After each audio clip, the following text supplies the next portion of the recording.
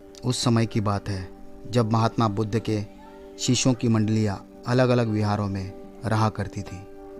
उनके भोजनादि अन्य साधनों की देखरेख स्वयं बुद्ध ही करते थे। एक दिन तथागत के एक शिष्य के वस्त्र पुराने होकर फट गए। वह तथागत के पास गया और संकुचाते हुए बोला, भगवान, यदि आपकी आज्ञा हो तो मेरी आपसे एक प्रार्थना है। बुद्ध बोले, हाँ अवश्य कहो, क्या कहना चाहते हो? शिष्य बोला, भगवान, मेरे ये वस्त्र बहुत पुराने हो चुके हैं, ये अब पहनने के योग्य नहीं रहे, अतः कृपा करके मुझे नए वस्त्र प्रदान करें। महात्मा बुद्ध ने शिष्य के वस्त्र देखे। वाकई में वस्त्र जीर्ण शीर्ण हो चुके थे और उनके धागे भी बाहर लटक रहे थे।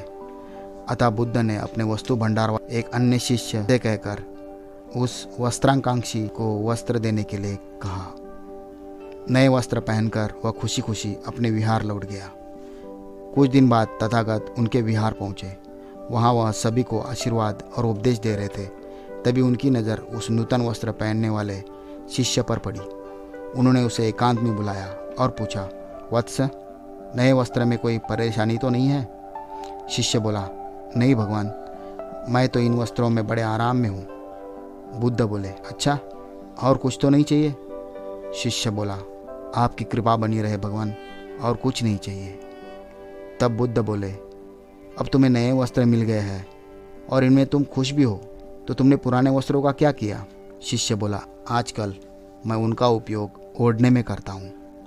बुद्ध बोले, अच्छा, तो क्या तुमने अपनी पुरानी ओढ़नी को क्या फेंक दिया?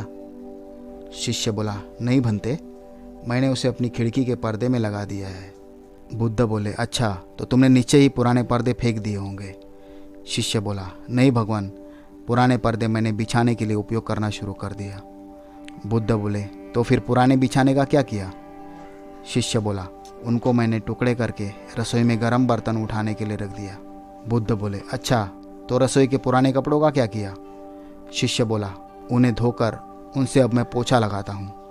बुद्ध बोले, तो फिर पुराने पोछा लगाने के कपड़ों का क्या किया? शिष्य बोला, भगवान, उनके तो धागे इतने बिखर गए थे कि उनका और कोई उपयोग नहीं हो सकता था। इसलिए मैंने उनके धागों की बत्तियां बनाकर रख ली, जिनसे रात्रि के अंधकार का निवारण किया जा सके। कल रात्रि को आपके कक्ष में जो दीपक प्रज्वलित हो रहे थे, उनमें उन्हीं बत्तियों का उपयोग किया गया था। बुद्ध ने मुस्कुराते हुए अपने उस शिष्य को आशीर्वाद दिया। वह अपने उस शिष्य से संतुष्ट थे। वो मन ही मन प्रसन्न हो रहे थे कि उनका शिष्य जीवन का सबसे अहम सबक सीख चुका है। उन्हें खुशी थी कि उनका शिष्य वस्तुओं की महत्ता को जानता है और अनावश्यक बर्बादी नहीं करता। इससे हमें ये शिक्षा मिलती है कि कभी भी अपने पास उपलब्ध वस्तु को बर्बाद या नष्ट न करें, क्योंकि हो सकता है जिसकी आपको ज़रूरत नहीं वह किसी की ज़रूरत हो। वास्तव में किसी चीज़ की अहमियत हमें तभी पता चलती है जब हमारे पास नहीं होती है। आप शरीर की स्वस्थता पर उतना ध्यान नहीं देते क्योंकि आप शरीर की उतनी अहमियत नहीं समझते और इसकी स्वस्थता के लिए योग, व्यायाम और प्राणायाम को बिल्कुल ज़रूरी नहीं समझते। कोई बताता है तो आप बहाने मार लेते हो, लेकिन शरीर की अहमियत उससे पूछो जो साल में 6 महीने बीमार रहता है। आपके पास आंखें हैं, लेकिन आप आंखों की कीमत नहीं समझते। कुछ भी अनाप शनाप देखते रहते हैं, धूल मिट्टी में काम करते रहते हैं, लेकिन आंखों की कीमत उस अंधे से पूछो जो दुनिया देखने के लिए पल पल तरसता है। आपके पास ईश्वर के दिए कितने सुंदर दांत हैं, लेकिन इनका भी आप उचित ख्याल नहीं रखते और कुछ भी गुटखा आदि मादक पदार्थों की जुगाली करते हैं। लेकिन दांतों की कीमत उनसे पूछो जिसके दांत चिता से पहले स्वाहा हो चुके हैं और अब वह उन चीज़ों को खाने के लिए ललचाता है जिन्हें चबाने के लिए दांतों की ज़रूरत पड़ती है। सबसे महत्वपूर्ण और आखिरी बात, आपका मन और हृदय, क्या आप उनका ख्याल रखते हैं? खुद से पूछिए और खुद को जवाब दीजिए। मुझे बताने की ज़रूरत नहीं। क्या हमारा मन और हृदय पवित्र है? क्या हम ईश्वर को नित्य याद करते हैं? क्या हम परोपकार की बात सोचते हैं? क्या हम स्वाध्याय करते हैं? क्या हम ध्यान करते हैं?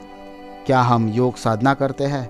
सोचो और जितना हो सके चीज़ों का सदुपयोग करो।